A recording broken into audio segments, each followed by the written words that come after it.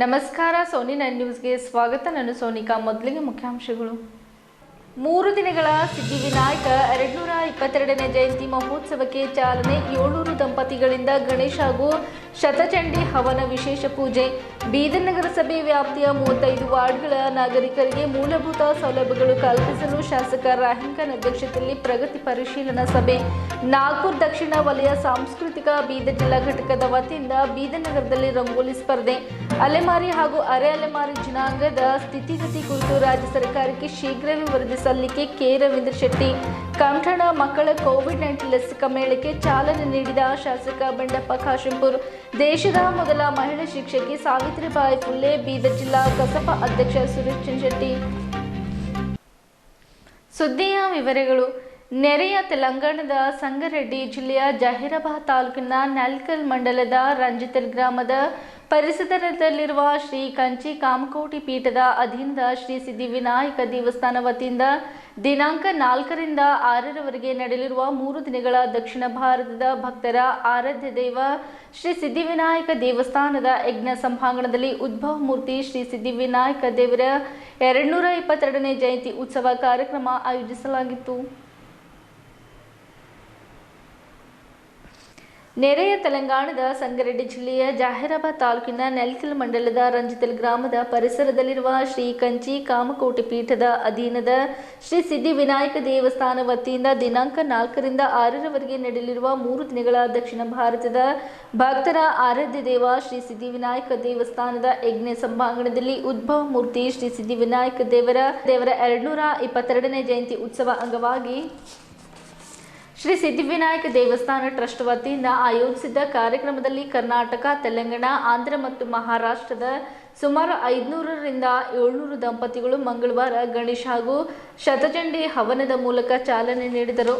ದಕ್ಷಿಣ ಭಾರತದ ಲಕ್ಷಾಂತರ ಭಕ್ತರು 3 ದಿನಗಳ ಶ್ರೀ ಸಿದ್ಧಿವಿನಾಯಕ ದೇವರ 222ನೇ ಜಯಂತಿ ಉತ್ಸವದಲ್ಲಿ ಪಾಲ್ಗೊಂಡು ದೇವರ ದರ್ಶನ ಪಡೆದು ಪ್ರಸಾದ ಸ್ವೀಕರಿಸಿ ಪುನೀತರಾದರು. ಈ ಸಂದರ್ಭದಲ್ಲಿ ಶ್ರೀ ಸಿದ್ಧಿವಿನಾಯಕ ದೇವಸ್ಥಾನದ ಟ್ರಸ್ಟ್ನ ಅಶೋಕ್ ರಂಜಿತಲ್ ಅವರು ಮಾತನಾಡುತ್ತಾ, ಸುಮಾರು 222 ವರ್ಷಗಳ ಹಿಂದೆ ರಂಜಿತಲ್ ಪರಿಸರದಲ್ಲಿ ಶ್ರೀ ಸಿದ್ಧಿವಿನಾಯಕನ ಚಿಕ್ಕದೊಂದು ಮೂರ್ತಿ ಉದ್ಭವವಾಗಿತ್ತು. ಈಗ ಈ ಮೂರ್ತಿ ಬೃಹತ್ತರವಾಗಿ ಬೆಳೆದಿದೆ. ಅಲ್ಲದೆ ದಕ್ಷಿಣ ಭಾರತದ ಭಕ್ತರ ಇಷ್ಟಾರ್ಥವನ್ನು ದೇವರು ಪೂರ್ಣಗೊಳಿಸುತ್ತಾರೆ. ಹೀಗಾಗಿ ದಕ್ಷಿಣ ಭಾರತದ ಭಕ್ತರ ಇಷ್ಟಾರ್ಥ ನೆರವೇರಿಸಿದ ಆರಾಧ್ಯ ದೇವನ ಹರಕೆ ತೀರಿಸಲು ಅಂಗಾರಿಕ ಸಂಕಷ್ಟ ಚತುರ್ಥಿ ಮತ್ತು ಜಯಂತಿ ಉತ್ಸವದಲ್ಲಿ ಭಾಗವಹಿಸುತ್ತಾರೆ ಎಂದರು. ಈ ಕಾರ್ಯಕ್ರಮದಲ್ಲಿ ಶ್ರೀ ಸಿದ್ಧಿವಿನಾಯಕ ದೇವಸ್ಥಾನ ಟ್ರಸ್ಟ್ನ ಸಂಗಯ್ಯ ರಂಜತಲ್, ಅಲ್ಲಾಡಿ ನರಸಿಂಹಲು, ನೀಲಾ ರಾಜೇಶ್ವರ್, ದಿಗಂಬರ್ ಪೋಲ, ರವಿಕುಮಾರ್ ಕೊಂಬಜಿ ಅವರು ಸೇರಿದಂತೆ ಸಾವಿರಾರು ಭಕ್ತರಿದ್ದರು.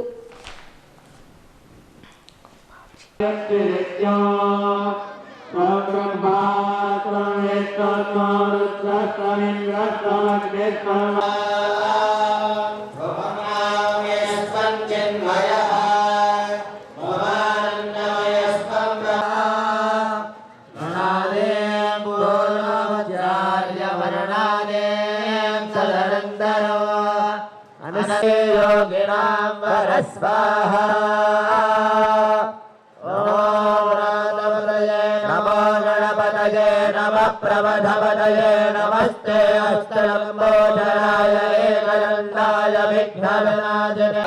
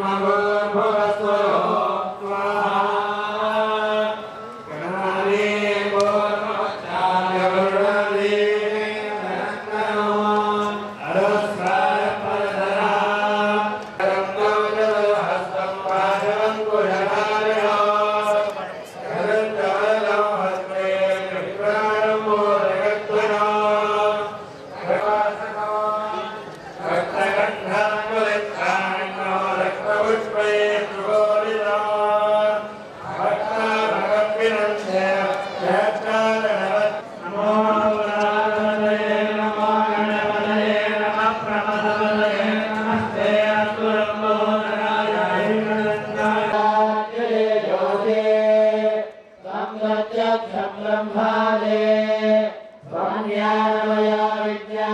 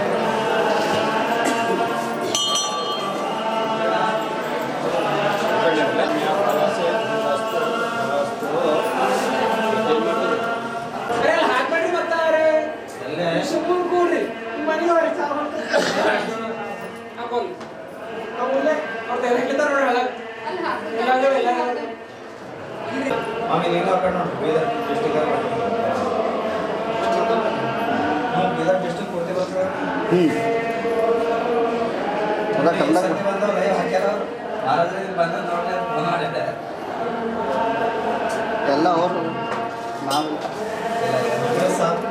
ಸಾಥ್ ಕೊಟ್ಟರೆ ಅವ್ರು ಸಾಥ್ ಕೊಡ್ತಾರೆ. ರೌಂಡ್ ತಗೊಳ್ಳಿ ಇನ್ನೂ ಹಾಕ್ರಿ.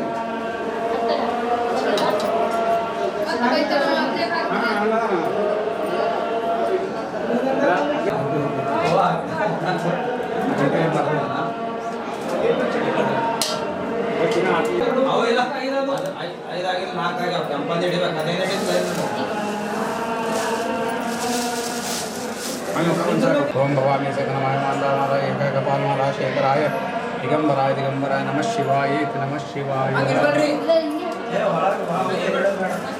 ನೈವೇದ್ಯ ಬರ್ತದೆ ಎಲ್ಲ ಬರ್ತದೆ. ಎಲ್ಲಿ ಎಲ್ಲ ಹಾಕ್ರಿ ಎಲ್ಲಿ ಬೇಡ ನಮಗೆ ಸಣ್ಣದು ಮಾಡ್ರಿ.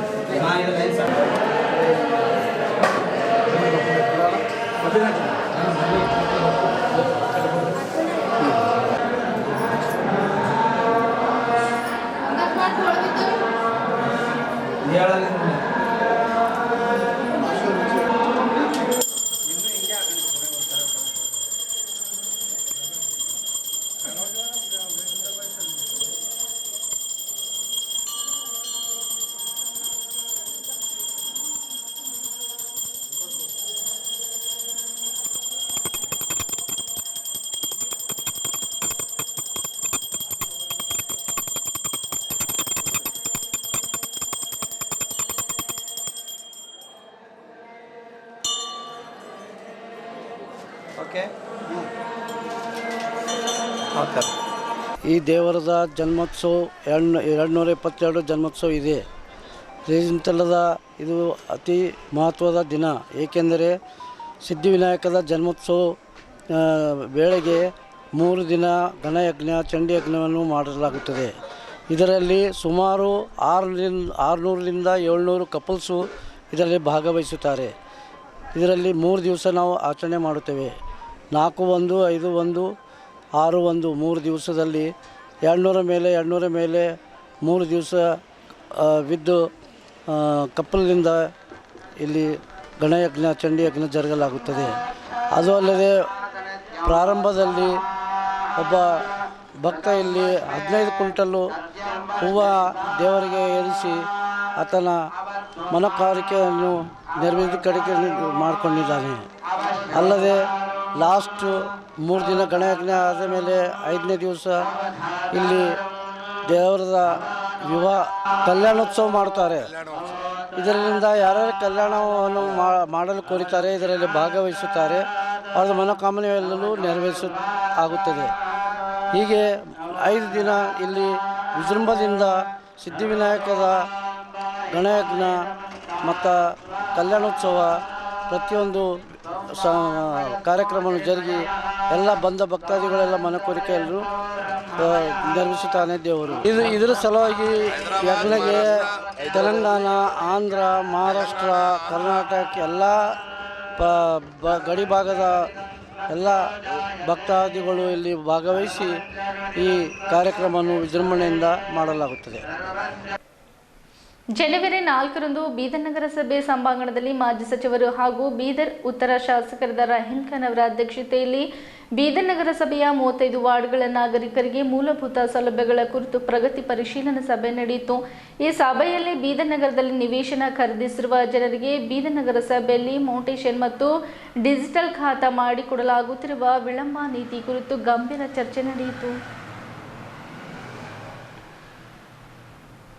ಜನವರಿ 4ರಂದು ಬೀದರ್ ನಗರಸಭೆ ಸಭಾಂಗಣದಲ್ಲಿ ಮಾಜಿ ಸಚಿವರು ಹಾಗೂ ಬೀದರ್ ಉತ್ತರ ಶಾಸಕರಾದ ರಹೀಂ ಖಾನ್ ಅವರ ಅಧ್ಯಕ್ಷತೆಯಲ್ಲಿ ಬೀದರ್ ನಗರಸಭೆಯ 35 ವಾರ್ಡ್ಗಳ ನಾಗರಿಕರಿಗೆ ಮೂಲಭೂತ ಸೌಲಭ್ಯಗಳ ಕುರಿತು ಪ್ರಗತಿ ಪರಿಶೀಲನಾ ಸಭೆ ನಡೆಯಿತು. ಈ ಸಭೆಯಲ್ಲಿ ಬೀದರ್ ನಗರದಲ್ಲಿ ನಿವೇಶನ ಖರೀದಿಸಿರುವ ಜನರಿಗೆ ಬೀದರ್ ನಗರಸಭೆಯಲ್ಲಿ ಫೌಂಡೇಶನ್ ಮತ್ತು ಡಿಜಿಟಲ್ ಖಾತಾ ಮಾಡಿಕೊಡಲಾಗುತ್ತಿರುವ ವಿಳಂಬ ನೀತಿ ಕುರಿತು ಗಂಭೀರ ಚರ್ಚೆ ನಡೆಯಿತು. ಮಾಜಿ ಸಚಿವರು ಹಾಗೂ ಬೀದರ್ ಉತ್ತರ ಶಾಸಕರಾದ ರಹೀಂ ಖಾನ್ ಅವರು ಮಾತನಾಡುತ್ತಾ ಬೀದರ್ ನಗರಸಭೆ ವತಿಯಿಂದ ನಿವೇಶನ ಖರೀದಿಸಿದ ಫಲಾನುಭವಿಗಳಿಗೆ ಫೌಂಡೇಶನ್ ಹಾಗೂ ಡಿಜಿಟಲ್ ಖಾತಾ ಮಾಡಿಕೊಡಲು ಬೀದರ್ ನಗರಸಭೆ ಅಧಿಕಾರಿಗಳು ಅನುಸರಿಸುತ್ತಿರುವ ವಿಳಂಬ ನೀತಿ ಕುರಿತು ಬೀದರ್ ನಗರಸಭೆ ಅಧಿಕಾರಿಗಳ ವಿರುದ್ಧ ಕಿಡಿಕಾರಿದರು. ಬೀದರ್ ಸಹಾಯಕ ಆಯುಕ್ತರಾದ ಗರಿಮಾ ಪಾನ್ವರ್ ಅವರು ಮಾತನಾಡುತ್ತಾ ಬೀದರ್ ನಗರಸಭೆಗೆ ಮನೆ ನಿರ್ಮಾಣಕ್ಕಾಗಿ ಬಂದಿರುವ ಅರ್ಜಿಗಳನ್ನು ಪರಿಗಣಿಸಿ ಆದ್ಯತೆ ಮೇರೆಗೆ ಫಲಾನುಭವಿಗಳಿಗೆ ಮನೆಗಳು ಮಂಜೂರು ಮಾಡಬೇಕು ಎಂದು ಬೀದರ್ ನಗರಸಭೆ ಅಧಿಕಾರಿಗಳಿಗೆ ಕಿವಿಮಾತು ಹೇಳಿದರು. ಬೀದರ್ ನಗರ ಯೋಜನೆ ನಿರ್ದೇಶಕರು ಮಾತನಾಡುತ್ತಾ ನಗರ ಯೋಜನೆಯಡಿಯಲ್ಲಿ ಮನೆ ನಿರ್ಮಾಣಕ್ಕೆ AHB ಮತ್ತು BLC ಎಂಬ 2 ಪ್ರಕಾರಗಳಿವೆ. ಬೀದರ್ ನಗರಸಭೆಗೆ 4,000 ಮನೆಗಳು ಮಂಜೂರಾಗಿದ್ದವು. ಸಮಯದಲ್ಲಿ ಕಾರ್ಯಗತ ಮಾಡದ ಹಂಚಿಕೆ ಮಾಡದ ಕಾರಣ 2,000 ಮನೆಗಳು ಬಿಜಾಪುರ ಜಿಲ್ಲೆಗೆ ವರ್ಗಾವಣೆಯಾಗಿವೆ ಎಂದರು. AHBಯಲ್ಲಿ ಫಲಾನುಭವಿಗಳಿಗೆ ನಿವೇಶನ ನೀಡಿ ಮನೆ ನಿರ್ಮಾಣ ಮಾಡಿಕೊಡಬೇಕಾಗುತ್ತದೆ. BLCಯಲ್ಲಿ ಫಲಾನುಭವಿಗಳ ನಿವೇಶನವಿದ್ದು ಮನೆ ನಿರ್ಮಾಣ ಮಾಡಿಕೊಡಬೇಕಾಗುತ್ತದೆ. ಮನೆಗಳ ಹಂಚಿಕೆಯಲ್ಲಿ SC, ST, ಮೈನಾರಿಟಿ, OBC ಮತ್ತು ಅಂಗವಿಕಲರಿಗೆ ಮೀಸಲಾಡಬೇಕಾಗುತ್ತದೆ. ಉಳಿದ ಮನೆಗಳು ಇತರರಿಗೆ ಹಂಚಿಕೆ ಮಾಡಬೇಕಾಗುತ್ತದೆ ಎಂದರು. ಬೀದರ್ ನಗರಸಭೆಗೆ ಮನೆಗಾಗಿ ನಿರ್ಮಾಣಕ್ಕಾಗಿ ಸುಮಾರು 6,000ಕ್ಕೂ ಅಧಿಕ ಅರ್ಜಿಗಳು ಬಂದಿವೆ. ರಾಜೀವ್ ಗಾಂಧಿ ವಸತಿ ಯೋಜನೆಯಡಿ ಫಲಾನುಭವಿಗಳಿಗೆ ಮನೆ ನಿರ್ಮಾಣ ಮಾಡಿಕೊಡುವಂತೆ ಶಿಫಾರಸು ಮಾಡಲಾಗಿದೆ ಎಂದರು. ಬೀದರ್ ನಗರಸಭೆ ಪೌರಾಯುಕ್ತರಾದ ರವೀಂದ್ರನಾಥ್ ಅಂಗಡಿಯವರು ಮಾತನಾಡುತ್ತಾ ಬೀದರ್ ನಗರಸಭೆಯ ವ್ಯಾಪ್ತಿಯ 60,000 ಮನೆಗಳಿಗೆ ನಲ್ಲಿ ನೀರು ಸಂಪರ್ಕ ಕಲ್ಪಿಸಲಾಗಿದೆ.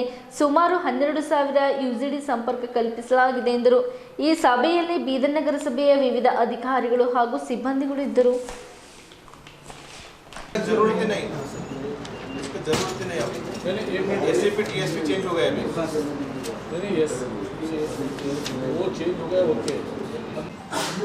ಅಲ್ಲಿ 198 ಲಕ್ಷ ಅವು ಬರ್ತಿದ್ದಾರೆ 24.1%. ಡಿವೈಸ್ ಫಾರ್ಮ್ಯಾಟ್ ಫಾರ್ 24.1% ಏನಿದೆ. SFC बोल के हेडिंग दिया ना आया नहीं है करेक्ट है. ये करेक्ट है 21-22 का 21-22 ಬಂದಿದೆಯಲ್ಲ ಚಲಾ ಚಲೋ यहाँ पे सभी जीरो लिखा है. यहाँ पे 77 lakhs ಇದೆ 25 lakhs ಇದೆ हेडिंग में नोट है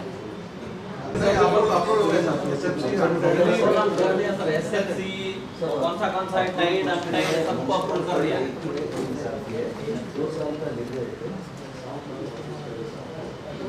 वो कौन सा फंड है उसी बात वो कितना है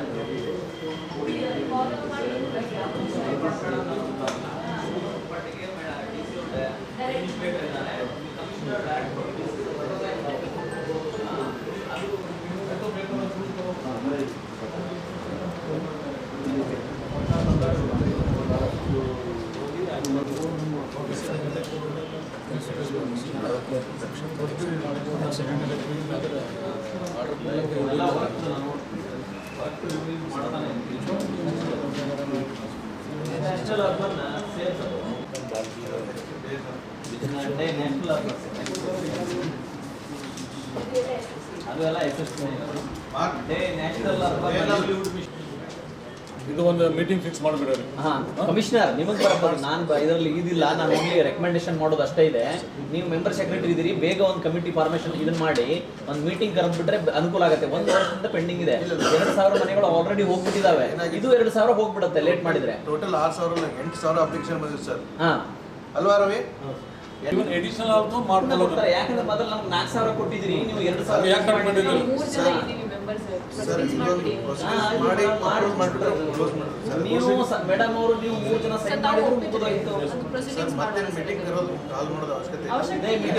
ಆ ಲಿಸ್ಟ್ ಅನ್ನು ತಮ್ಮ ಒಂದ್ಸರಿ ಇದೇ ಮೀಟಿಂಗ್ ಮಾಡಿ ತಮ್ಮ ಒಂದ್ಸರಿ ಸೇಮ್ ಮೀಟಿಂಗ್ ನಾವೊಂದ್ಸರಿ ವೆರಿಫೈ ಮಾಡ್ತಾರೆ. ಲಿಸ್ಟ್ ಕೊಡ್ತೀನಿ. ಅವ್ರು ಯಾರಾದ್ರೂ ನೋಡಿದ್ರೆ ಮನೆ ಕಟ್ಟಿದಾರ ಅಂತ ಹೇಳ್ಬಿಡು. ಎಷ್ಟು ದುಡ್ಡು ಹೋಗಿದೆ ಅವರಿಗೆ? ಸರ್ ಅವ್ರದ್ದು 63 ಕೋಟಿ ಪ್ರೊಜೆಕ್ಟ್ ಸರ್ ಇದು ಟೋಟಲ್ 43 20 ಕೋಟಿ ಖರ್ಚು ಮಾಡಬೇಕು. ಖರ್ಚು ಮಾಡಬೇಕು ಸರ್. ಒಂದು ಅಕ್ಟೋಬರ್ ಅಲ್ಲಿ ಕ್ಲೋಸ್ ಆಗ್ತಾ ಇದೆ. ಕ್ಲೋಸ್ ಆಗ್ತದೆ. So ದಟ್ ಅವ್ರ ಕಡೆ ಜಾಸ್ತಿ ಟೈಮ್ ಇಲ್ಲ. ಇಲ್ಲ ಇದು ಆಲ್ಮೋಸ್ಟ್ ನಾವೊಂದು 1500 1400 ಮನೆಗಳು ಟ್ಯಾಕಲ್ ಮಾಡಿದ್ದೀವಿ.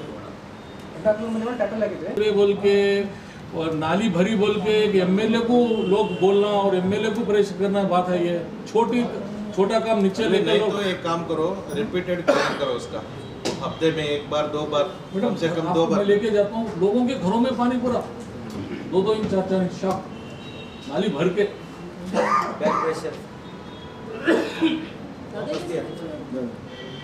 पानी पूछ रहे, रोड ड्रेन क्लीन करो बोल के बोल रहे, लाइट बोल रहे, इतना ही हमको जब भी प्रेशर है थोड़ा बहुत, ये काम नहीं कर सकते तो फिर हम क्या काम किए।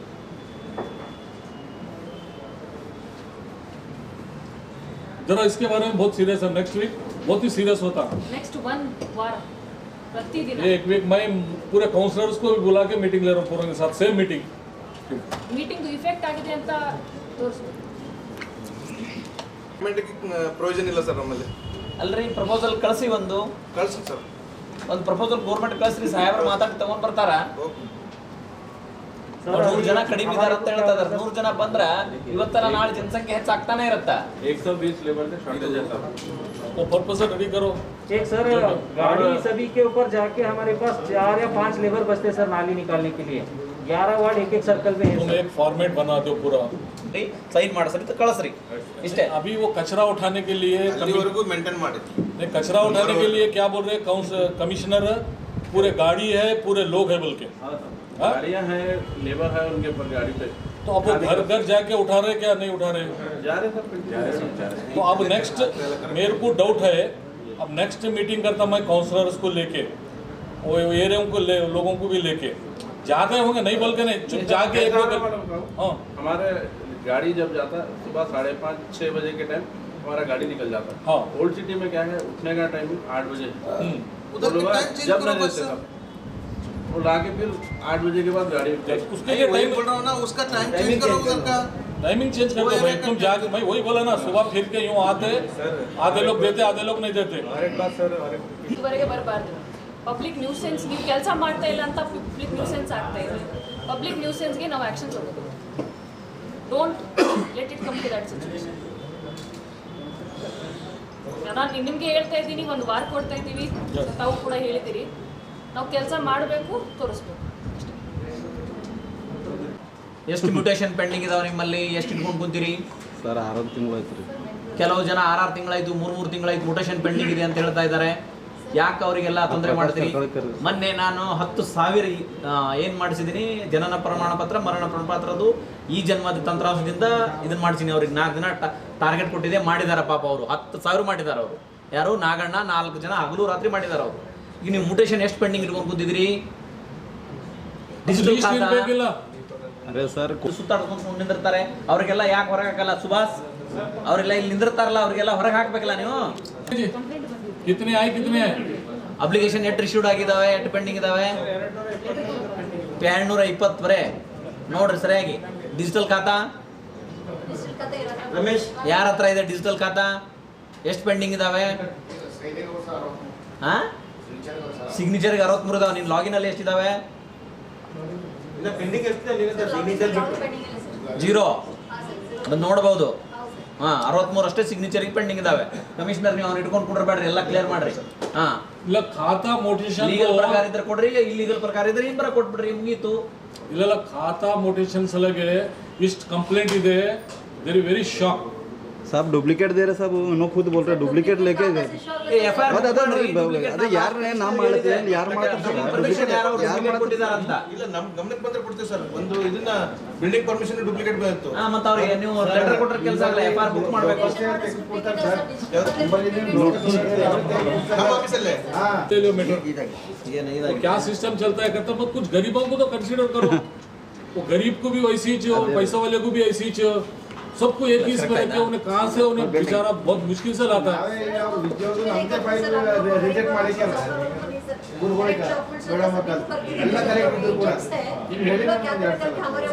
ಮೇಡಮ್ ಎಲ್ಲ ಕರೆಕ್ಟ್ ಇದ್ರು ಅವ್ರದ್ದು ರಿಜೆಕ್ಟ್ ಮಾಡಿದ್ರಂತಲ್ಲ.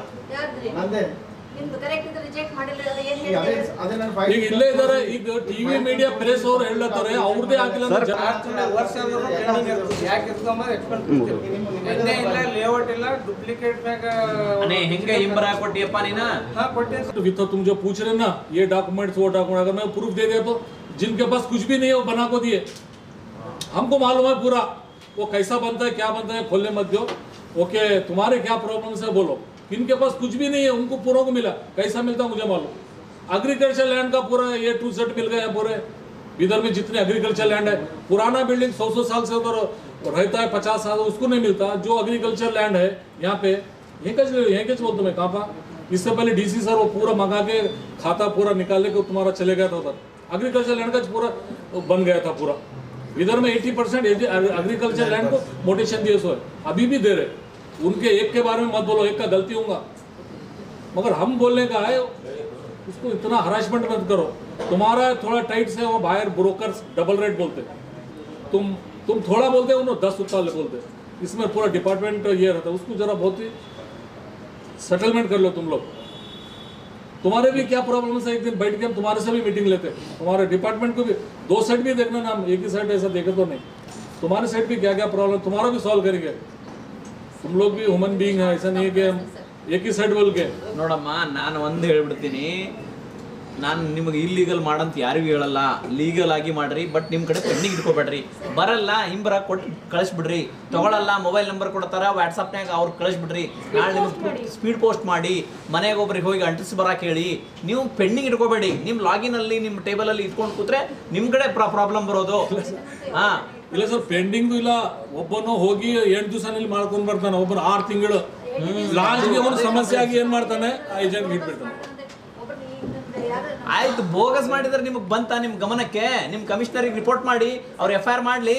ನೀವು ಬೋಗಸ್ತರ ಬಗ್ಗೆ ತಲೆ ಕೆಡಿಸ್ಕೊಬೇಡ್ರಿ, ನಿಮ್ಮ ಕಡೆ ಎಷ್ಟು ಫೈಲ್ ಪೆಂಡಿಂಗ್ ಇದಾವಲ್ಲ ಅದ್ರ ಬಗ್ಗೆ ಹೆಚ್ಚು ಒತ್ತು ಕೊಡಬೇಕು ನೀವು। ಕೆಲಸ ಮಾಡ್ತೀವಿ, ಮೀಟಿಂಗ್ ಮಾಡ್ತೀವಿ, ಫುಲ್ ಡೀಟೇಲ್ ಇದ್ರ ಬಗ್ಗೆ ಚರ್ಚೆ ಮಾಡೋದು, ಫುಲ್ ಡೀಟೇಲ್ ಏನೇನಿದೆ ಫುಲ್ वेरिफिकेशन सेपरेट रेवेन्यू का एक ले लेंगे, वेरिफिकेशन मार सर। ओके धन्यवाद। ये बात सच है, ये जो कोविड के वजह से पूरे आधे म्यूनसिपालिटी को वैक्सीन या कोविड के काम में लगा दिए थे।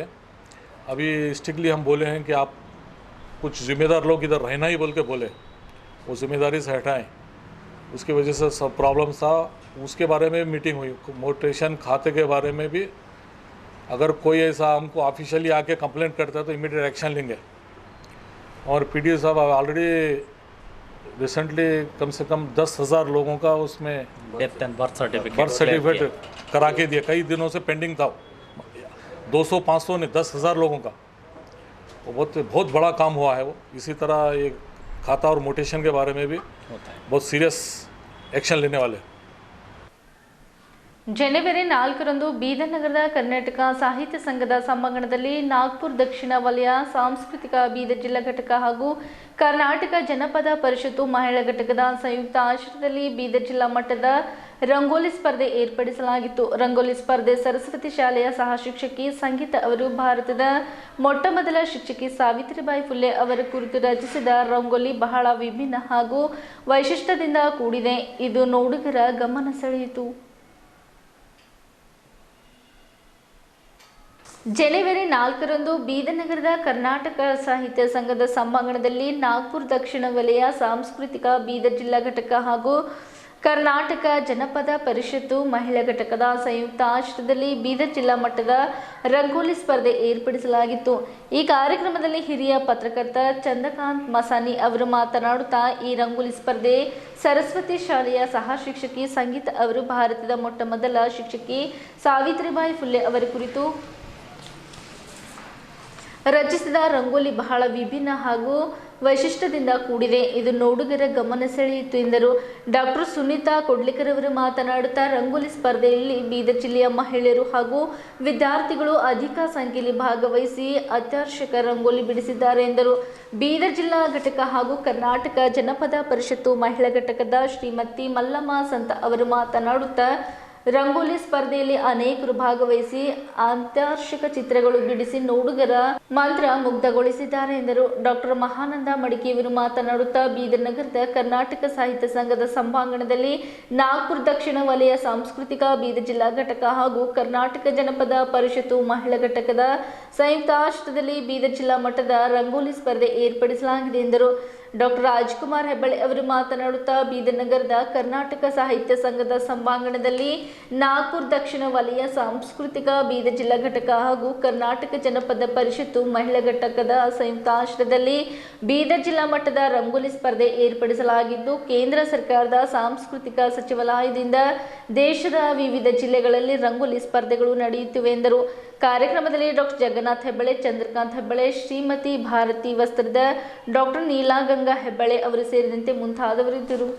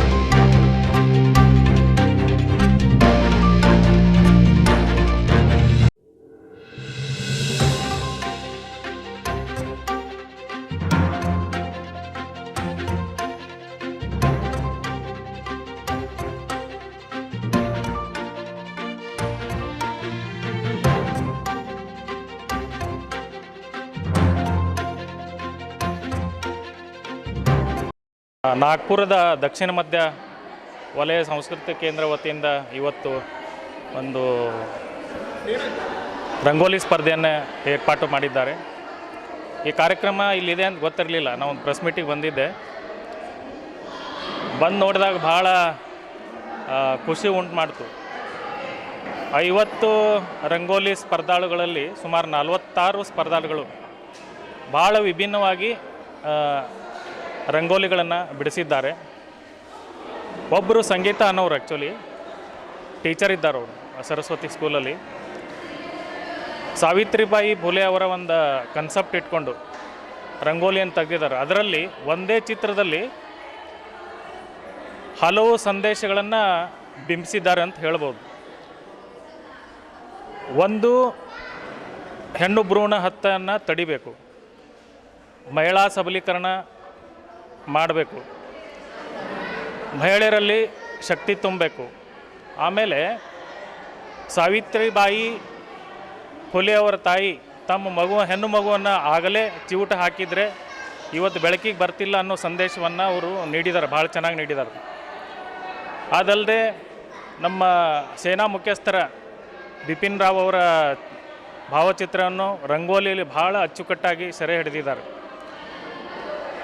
ರಂಗೋಲಿ ಚಿತ್ತಾರ ಕೇವಲ ಚುಕ್ಕೆಯಲ್ಲಿ ಉಳಿದಿಲ್ಲ ಅನ್ನೋದನ್ನು ಇಲ್ಲಿ ಕಲಾವಿದರು ಭಾಳ ಚೆನ್ನಾಗಿ ನಿರೂಪಣೆ ಮಾಡಿದ್ದಾರೆ. ಅವರು ಚುಕ್ಕೆ ರಂಗೋಲಿಗಳು ಇವತ್ತಿಗೆ ಭಾಳ ಕಡಿಮೆ ಆಗಿದ್ದಾವೆ. ಅದನ್ನು ನಾವು ಹೊಸ ರೂಪ ಹೇಗೆ ನೀಡಬೇಕು, ಆಧುನೀಕರಣ ಹೆಂಗೆ ಕೊಡಿಸ್ಬೇಕು ಅನ್ನೋದನ್ನು ನಾವಿಲ್ಲಿ ಕಲಾವಿದರ ಮೂಲಕ ಕಂಡುಕೊಂಡಿದ್ದೆವು. ನಮಗೆ ಭಾಳ ಖುಷಿಯಾಗಿದೆ. ಇನ್ನೂ ಇಂಥ ಕಾರ್ಯಕ್ರಮಗಳು ನಡೀಬೇಕು, ಮಹಿಳೆಯರಿಗೆ ಕಲಾವಿದರಿಗೆ ಉತ್ತೇಜನ ನೀಡಬೇಕು. ಎಲ್ಲರಿಗೂ ಶುಭವಾಗಲಿ ಅಂತ ಹಾರೈಸ್ತೀನಿ. ಈ ರಂಗೋಲಿ ಅನ್ನುವಂಥದ್ದು ಕೇವಲ ಮನೆಯ ಅಂಗಳಕ್ಕೆ ಅಷ್ಟೇ ಸೀಮಿತವಾಗಿರಲಾರ್ದೇ ಇವತ್ತು ಸಾಮಾಜಿಕ ಜವಾಬ್ದಾರಿಯನ್ನು ತೋರಿಸಿಕೊಡುವಂತಹ ನಿಟ್ಟಿನಲ್ಲಿ ಇವತ್ತು ಸ್ಪರ್ಧಿಗಳು ತಮ್ಮ ಅಭಿವ್ಯಕ್ತಿಯನ್ನು ಮಾಡಿದ್ದಾರೆ. ಆ ಹಿನ್ನೆಲೆಯಲ್ಲಿ ಮಹಿಳೆಯರು ಗೃಹ ಬಂಧನದಲ್ಲಿ ಇದ್ದಾರೆ, ಅವರ ಆಲೋಚನೆಗಳು ಅಷ್ಟಕ್ಕೆ ಸೀಮಿತ ಅನ್ನುವಂಥದ್ದನ್ನು ದಾಟಿ ಇವತ್ತು ಹೊಸ ರೀತಿಯಲ್ಲಿ ಆಲೋಚನೆಯನ್ನು ಮಾಡೋದ್ರ ಮೂಲಕ ದೇಶಭಕ್ತಿ, ಹೆಣ್ಣು ಭ್ರೂಣ ಹತ್ಯೆಯ ನಿಷೇಧ, ಆಮೇಲೆ ನಮ್ಮ ಅಂತರಾಳದಲ್ಲಿ ಅಡಗಿರುವಂತಹ ತಮಲುಗಳನ್ನು ಸಹಿತ ಅವರು ಹೊರಹಾಕುವಂತಹ ಕೆಲಸವನ್ನು ಈ ರಂಗೋಲಿಯ ಮೂಲಕ ಮಾಡಿದ್ದಾರೆ. ಆ ನಿಟ್ಟಿನಲ್ಲಿ ಇವತ್ತು ಈ ಸ್ಪರ್ಧೆ ಯಶಸ್ವಿಯಾಗಿದೆ. ಅಭಿವ್ಯಕ್ತವಾಗಿ ಅವರು ರಂಗೋಲಿಯನ್ನು ಬಿಡಿಸಿದ್ದಾರೆ. ಅದ್ರ ಮುಖಾಂತರ ನಾವು ಪ್ರೀತಿ, ಪ್ರೇಮ ಅದರಲ್ಲಿ ನಾವು ಕಾಣೀವಿ. ಹೆಂಗೆ ಅಂತಂದ್ರೆ ಒಂದು ದೇಶಭಕ್ತಿ ಕೂಡ ನಾವು ನೋಡ್ತಾ ಇದ್ವಿ. ಹೇಗಂದ್ರೆ ಒಂದು ತಾಯಿತನ ಮತ್ತು ತಾಯಿತನದಿಂದ ಗಂಡನ ಮನೆಗೆ ಯಾವ ರೀತಿ ಹೆಣ್ಮಕ್ಳು ಹೋಗ್ತಾರೆ, ಇಲ್ಲಿಂದ ಪ್ರೀತಿ ಬಾಂಧವ್ಯವನ್ನು ಯಾವ ರೀತಿ ಬೆಳೆಸಬೇಕು ಅಂತಕ್ಕಂಥ ಚುಕ್ಕಿ ಮುಖಾಂತರ ಇಲ್ಲಿನ ಸ್ಪರ್ಧಾದಿಗಳು ಇಲ್ಲಿ ತೋರಿಸಿಕೊಟ್ಟಿದ್ದಾರೆ. ಅದ್ರ ಮುಖಾಂತರ ನಾವು ತಿಳ್ಕೊಂಡಿದ್ದೀವಿ.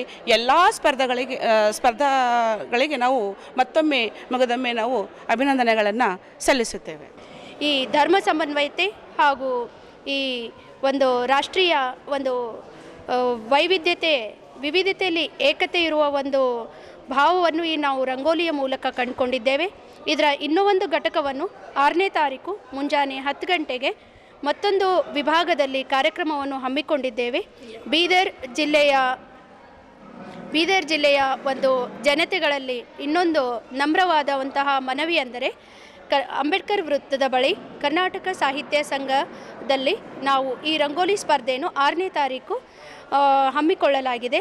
ಅದಕ್ಕೆ ಹೆಚ್ಚಿನ ಸಂಖ್ಯೆಯಲ್ಲಿ ಒಂದು ಬೀದರ್ ಜಿಲ್ಲೆಯ ಒಂದು ಎಲ್ಲ ರಂಗೋಲಿ ಸ್ಪರ್ಧಾಳುಗಳು ಆಸಕ್ತರು ಇದರಲ್ಲಿ ಭಾಗವಹಿಸಿ ಈ ಕಾರ್ಯಕ್ರಮವನ್ನು ಯಶಸ್ವಿಗೊಳಿಸಬೇಕೆಂದು ಕೋರುತ್ತೇನೆ.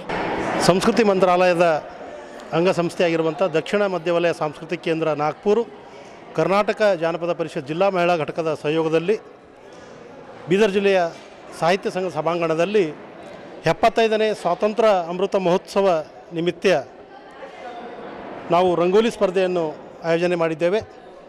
ಈ ರಂಗೋಲಿ ಸ್ಪರ್ಧೆ ದೇಶದ ಎಲ್ಲ ರಾಜ್ಯಗಳಲ್ಲಿ ಕೇಂದ್ರ ಸರ್ಕಾರದ ಅಂಗಸಂಸ್ಥೆಗಳಾಗಿರುವಂಥ ವಲಯ ಸಾಂಸ್ಕೃತಿಕ ಕೇಂದ್ರಗಳ ಸಹಯೋಗದಲ್ಲಿ ನಡೀತಾ ಇದೆ. ಈ ಒಂದು ನಿಟ್ಟಿನಲ್ಲಿ ನಾವು ನಾಗ್ಪುರ ಕೇಂದ್ರದ ವತಿಯಿಂದ ಬೀದರ್ ಜಿಲ್ಲೆಯ ಗೃಹಿಣಿಯರಿಗಾಗಿ, ಶಾಲಾ ಕಾಲೇಜು ವಿದ್ಯಾರ್ಥಿಗಳಿಗಾಗಿ ರಂಗೋಲಿ ಸ್ಪರ್ಧೆಯನ್ನು ಆಯೋಜನೆ ಮಾಡಿದ್ದೇವೆ. ಈ ಆಯೋಜನೆ ಮಾಡುವ ಉದ್ದೇಶ 75ನೇ ಸ್ವಾತಂತ್ರ್ಯ ಅಮೃತ ಮಹೋತ್ಸವ ದೇಶಾದ್ಯಂತ ನಡೀತಾ ಇದೆ. ಎಲ್ಲ ವಿದ್ಯಾರ್ಥಿಗಳಲ್ಲಿ, ಜನಸಾಮಾನ್ಯರಲ್ಲಿ ನಮ್ಮ ದೇಶದ ಸ್ವಾಭಿಮಾನ ಬೆಳಗಲಿ, ದೇಶದ ಬಗ್ಗೆ ಎಲ್ಲರೂ ಚಿಂತನೆ ಮಾಡಲಿ, ನಮ್ಮ ಮುಂದಿನ ಯುವ ಪೀಳಿಗೆಗೆ ದೇಶದ ಬಗ್ಗೆ ಅಭಿಮಾನ ಮೂಡಲಿ ಅನ್ನುವ ಉದ್ದೇಶದಿಂದ ಸರ್ಕಾರವನ್ನು ರಂಗೋಲಿ ಸ್ಪರ್ಧೆ, ದೇಶಭಕ್ತಿಗಳ ಹಾಡುಗಳ ಸ್ಪರ್ಧೆ, ಪ್ರಬಂಧ ಸ್ಪರ್ಧೆ ಜೊತೆಗೆ ಸಾಂಸ್ಕೃತಿಕ ಉತ್ಸವ ಸ್ಪರ್ಧೆಗಳನ್ನು ಆಯೋಜನೆ ಮಾಡ್ತಾ ಬಂದಿರುತ್ತಾರೆ. ಆ ಒಂದು ನಿಟ್ಟಿನಲ್ಲಿ ನಾವು ಇಂದು ರಂಗೋಲಿ ಸ್ಪರ್ಧೆ ಅಂದರೆ ದಿನಾಂಕ 4ರಂದು ನಾವು ಸಾಹಿತ್ಯ ಸಂಘದ ಒಂದು ಸಭಾಂಗಣದಲ್ಲಿ ಆಯೋಜನೆ ಮಾಡಿದ್ದೇವೆ. ನಾಡಿದ್ದು ಅಂದರೆ 6ನೇ ತಾರೀಕು ಇದೇ ಒಂದು ಸ್ಥಳದಲ್ಲಿ ಇನ್ನೊಂದು ಕಾರ್ಯಕ್ರಮ ನಾವು ಇಲ್ಲಿ ಆಯೋಜನೆಯನ್ನು ಮಾಡಿದ್ದೇವೆ. ಆ ಒಂದು ಕಾರ್ಯಕ್ರಮದಲ್ಲಿ ನಮ್ಮ ಬೀದರ್ ಜಿಲ್ಲೆಯ ಎಲ್ಲ ರಂಗೋಲಿ ಸ್ಪರ್ಧಾಳುಗಳು ಹೆಚ್ಚಿನ ಸಂಖ್ಯೆಯಲ್ಲಿ ಭಾಗವಹಿಸಬೇಕಂತ ಹೇಳಿ ನಾನು ವಿನಂತಿಯನ್ನು ಮಾಡ್ತೇನೆ. ಬೀದರ್ ನಗರದ ಹಬ್ಸಿಕೋಟ್ ಅತಿಥಿ ಗೃಹದಲ್ಲಿ ಕರೆದ ಸುದ್ದಿಗೋಷ್ಠಿಯಲ್ಲಿ ಮಾತನಾಡಿದ ಕರ್ನಾಟಕ ಅಲೆಮಾರಿ ಹಾಗೂ ಅರೆ ಅಲೆಮಾರಿ ಅಭಿವೃದ್ಧಿ ನಿಗಮದ ಅಧ್ಯಕ್ಷರಾದ ಕೆ ರವೀಂದ್ರ ಶೆಟ್ಟಿ ಅವರು 70 ಲಕ್ಷಕ್ಕೂ ಅಧಿಕ ಜನಸಂಖ್ಯೆಯುಳ್ಳ ಅಲೆಮಾರಿ ಹಾಗೂ ಅರೆ ಅಲೆಮಾರಿ ಜನಾಂಗದ ನೈಜ ಸ್ಥಿತಿಗತಿ ಕುರಿತು ಶೀಘ್ರವೇ ರಾಜ್ಯ ಸರ್ಕಾರಕ್ಕೆ ವರದಿ ಸಲ್ಲಿಸಲಾಗುವುದು ಎಂದು ಹೇಳಿದರು. ಬೀದರ್ ನಗರದ ಹಬ್ಸಿಕೋಟ್ ಅತಿಥಿ ಗೃಹದಲ್ಲಿ ಕರೆದ ಸುದ್ದಿಗೋಷ್ಠಿಯಲ್ಲಿ ಮಾತನಾಡಿದ ಕರ್ನಾಟಕ ಅಲೆಮಾರಿ ಹಾಗೂ ಅರೆ ಅಲೆಮಾರಿ ಅಭಿವೃದ್ಧಿ ನಿಗಮದ ಅಧ್ಯಕ್ಷರಾದ ಕೆ ರವೀಂದ್ರ ಶೆಟ್ಟಿ ಅವರು 70 ಲಕ್ಷಕ್ಕೂ ಅಧಿಕ ಜನಸಂಖ್ಯೆಯುಳ್ಳ ಅಲೆಮಾರಿ ಹಾಗೂ ಅರೆ ಅಲೆಮಾರಿ ಜನಾಂಗದ ನೈಜ ಸ್ಥಿತಿಗತಿ ಕುರಿತು ಶೀಘ್ರವೇ ರಾಜ್ಯ ಸರ್ಕಾರಕ್ಕೆ ವರದಿ ಸಲ್ಲಿಸಲಾಗುವುದು ಎಂದು ಹೇಳಿದರು. 2020-21ನೇ ಸಾಲಿನ ಉಳಿಕೆ 7 ಕೋಟಿ ಮತ್ತು 2021-22ನೇ ಸಾಲಿನ 5 ಕೋಟಿ 29 ಲಕ್ಷ ರೂಪಾಯಿಗಳು ಸೇರಿ ಒಟ್ಟು 12 ಕೋಟಿ 29 ಲಕ್ಷ ರೂಪಾಯಿಗಳ ಕ್ರಿಯಾ ಯೋಜನೆಯ ಮೂಲಕ ಅಲೆಮಾರಿ ಹಾಗೂ ಅರೆ ಅಲೆಮಾರಿ ಜನಾಂಗಕ್ಕೆ ಮೂಲಭೂತ ಸೌಲಭ್ಯಗಳು ಕಲ್ಪಿಸಲು ಅರ್ಜಿ ಆಹ್ವಾನಿಸಲಾಗಿದೆ ಎಂದರು. ರಾಜ್ಯದಲ್ಲಿ ಅಲೆಮಾರಿ ಹಾಗೂ ಅರೆ ಅಲೆಮಾರಿ ಜನಾಂಗದ ಸ್ಥಿತಿಗತಿ ಬಹಳ ಶೋಚನೀಯವಾಗಿದೆ. ಗುಡಿಸಲು ಮತ್ತು ಡೇರೆಗಳಲ್ಲಿ ಬದುಕುತ್ತಿರುವ ಅಲೆಮಾರಿ ಹಾಗೂ ಅರೆ ಅಲೆಮಾರಿ ಜನಾಂಗದವರ ಅಭಿವೃದ್ಧಿಗಾಗಿ ಮುಖ್ಯಮಂತ್ರಿಗಳು ಮುಂದಿನ ಬಜೆಟ್ನಲ್ಲಿ ಹೆಚ್ಚಿನ ಅನುದಾನ ನೀಡಬೇಕು ಬೇಡಿಕೆ ಸರ್ಕಾರದ ಮುಂದಿಡುತ್ತೇನೆ ಎಂದರು. ಅಲೆಮಾರಿ ಹಾಗೂ ಅರೆ ಅಲೆಮಾರಿ ಜನಾಂಗದವರು ಸರ್ಕಾರಿ ಭೂಮಿಯಲ್ಲಿ ಡೇರೆ ಮತ್ತು ಗುಡಿಸಲು ಹಾಕಿಕೊಂಡು ಜೀವನ ಸಾಗಿಸುತ್ತಿದ್ದಾರೆ. ಇದರಲ್ಲಿ ಅದೆಷ್ಟು ಅಲೆಮಾರಿ ಹಾಗೂ ಅರೆ ಅಲೆಮಾರಿ ಜನಾಂಗದವರು ಒಂದೊಪ್ಪತ್ತಿನ ಊಟ ಇಲ್ಲದೆ ಜೀವನ ನಡೆಸುತ್ತಿದ್ದಾರೆ. ಅಲೆಮಾರಿ ಹಾಗೂ ಕರ್ನಾಟಕ ಅಲೆಮಾರಿ ಹಾಗೂ ಅರೆ ಅಲೆಮಾರಿ ಅಭಿವೃದ್ಧಿ ನಿಗಮದಡಿಯಲ್ಲಿ ಗೊಲ್ಲು, ಯಾದವ, ಹಾವಡ್ಗ, ಘಿಸಡ ಸೇರಿದಂತೆ ಒಟ್ಟು 46 ಜಾತಿಗಳು ಬರುತ್ತವೆ ಎಂದರು. ಪತ್ರಿಕೆಗೋಷ್ಠಿಯಲ್ಲಿ ಕರ್ನಾಟಕ ಅಲೆಮಾರಿ ಹಾಗೂ ಅರೆ ಅಲೆಮಾರಿ ಅಭಿವೃದ್ಧಿ ನಿಗಮದ ಜಿಲ್ಲಾ ವ್ಯವಸ್ಥಾಪಕರು, ಅಲೆಮಾರಿ ಹಾಗೂ ಅರೆ ಅಲೆಮಾರಿ ಸಮಾಜದ ಪ್ರಮುಖರಿದ್ದರು. ಮತ್ತು ಅರೆ ಅಲೆಮಾರಿ ಜನಾಂಗದ ಗೊಲ್ಲ ಸಮಾಜ ಇರ್ಬೋದು, ಬೈಲ್ಪತ್ತಾರ್ ಸಮಾಜ ಇರ್ಬೋದು, ಗೋಂದಲಿ ಸಮಾಜ ಇರ್ಬೋದು, ಹಾವಡಿಗ ಸಮಾಜ ಇರ್ಬೋದು, ದುಂಬಿದಾಸ ಸಮಾಜ ಇರ್ಬೋದು, ಸಿಕ್ಕಲಿಗರ ಸಮಾಜ ಇರ್ಬೋದು, ಕಿಲ್ಲೆಕ್ಯಾತ ಸಮಾಜ ಇರ್ಬೋದು, ಕಟುಬ ಸಮಾಜ ಇರ್ಬೋದು, ಬೆಸ್ತರ್ ಸಮಾಜ ಇರ್ಬೋದು. ಈ ರೀತಿಯಾಗಿ 46 ಜಾತಿ ಸಮಾಜಗಳು ನಮ್ಮ ನಿಗಮದಡಿಯಲ್ಲಿ ಬರ್ತವೆ. ಈ 46 ಜಾತಿ ಸಮಾಜದ ಕೂಡ ಒಂದು ನ್ಯಾಯವನ್ನು ದೊರಕಿಸಿಕೊಡಬೇಕು, ಅವರ ಸರ್ವಾಂಗೀಣ ಅಭಿವೃದ್ಧಿ ಆಗಬೇಕು. ಆ ನಿಟ್ಟಿನಲ್ಲಿ ನಾನು ಕೆಲಸ ಮಾಡುತ್ತಿರುವಂಥ ಸಂದರ್ಭದಲ್ಲಿ ಇಲ್ಲಿ ನಮಗೆ ಸ್ವಲ್ಪ ತೊಡಗಿಗೆ ಅನುದಾನದ ಕೊರತೆ. ಇವತ್ತು ಭಾಳಷ್ಟು ಫೋನ್ ಕರೆಗಳು ಬರ್ತಾ ಇದೆ. ಸರ್ ನಮ್ಮದು ಆ ರೀತಿ ಇದೆ, ಸರ್ ನಮಗೆ ಈ ರೀತಿ ಇದೆ, ನಮ್ಮ ಮಕ್ಕಳಿಗೆ ಶಿಕ್ಷಣ ಕೊಡುವಂಥದ್ದಾಗಿರ್ಬೋದು, ನಮಗೆ ಮನೆ ಕಟ್ಟುವಂಥದ್ದಾಗಿರ್ಬೋದು, ನಮಗೆ CC ರಸ್ತೆ ಕೊಡುವಂಥದ್ದಾಗಿರ್ಬೋದು, ನಮ್ಮ ಸಮಾಜಕ್ಕೊಂದು ಸಭಾಭವನ ಇರ್ಬೋದು.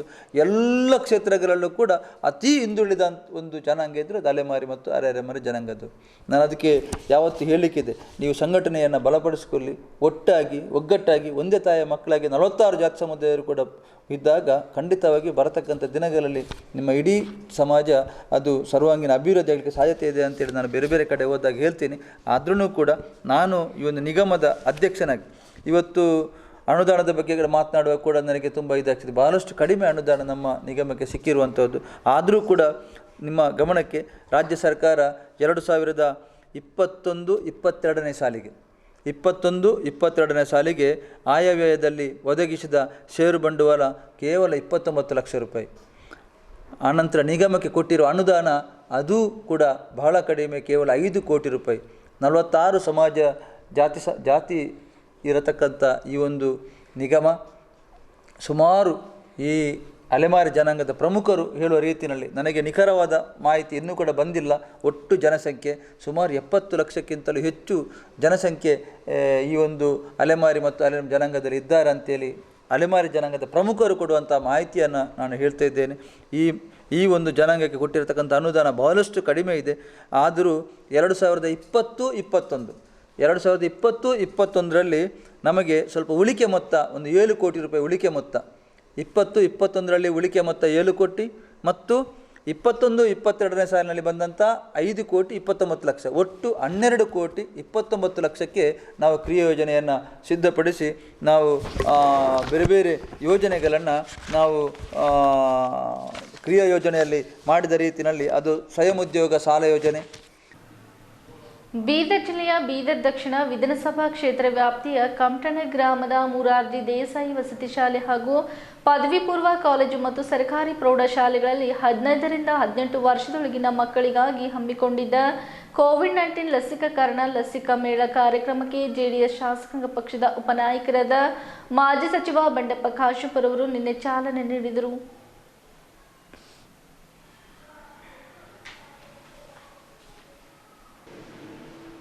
ಭಾರತೀಯ ಶ್ರೇಣೀಕೃತ ವ್ಯವಸ್ಥೆಯಲ್ಲಿ ಸಾಮಾಜಿಕ ನಿಂದನೆಗಳನ್ನು ಬದಿಗಿಟ್ಟು ಮಹಿಳೆಯರಿಗೆ ಶಿಕ್ಷಣ ನೀಡಲೇಬೇಕೆಂದು ಪಣತೊಟ್ಟು ಹೋರಾಡಿದ ದೇಶದ ಮೊದಲ ಮಹಿಳಾ ಶಿಕ್ಷಕಿ ಸಾವಿತ್ರಿಬಾಯಿ ಫುಲೆ ಅವರ ತಾಯ್ತನದ ಪ್ರೀತಿಯ ಪ್ರತೀಕವಾಗಿದ್ದಾರೆ ಎಂದು ಜಿಲ್ಲಾ ಕನ್ನಡ ಸಾಹಿತ್ಯ ಪರಿಷತ್ತಿನ ಅಧ್ಯಕ್ಷ ಸುರಚಂದ್ ಶೆಟ್ಟಿ ನುಡಿದರು.